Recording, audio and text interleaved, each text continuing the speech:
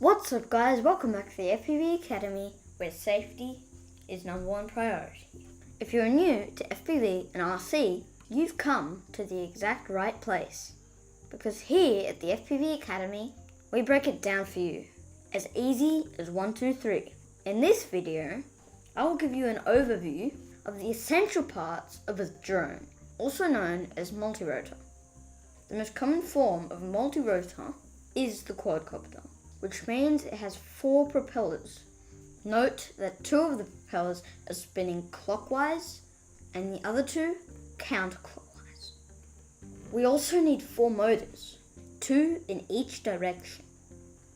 The component that controls the motors is called the flight controller.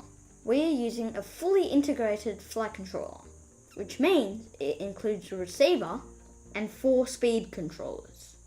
To provide power to this system, we need a battery. For microquads, this is usually a single-cell lithium polymer battery. And finally, here's the part that keeps it all together, the frame. These are all the parts you need for a basic quadcopter. If you want to learn more, stay tuned for the next videos. Happy flying, and I'll see ya!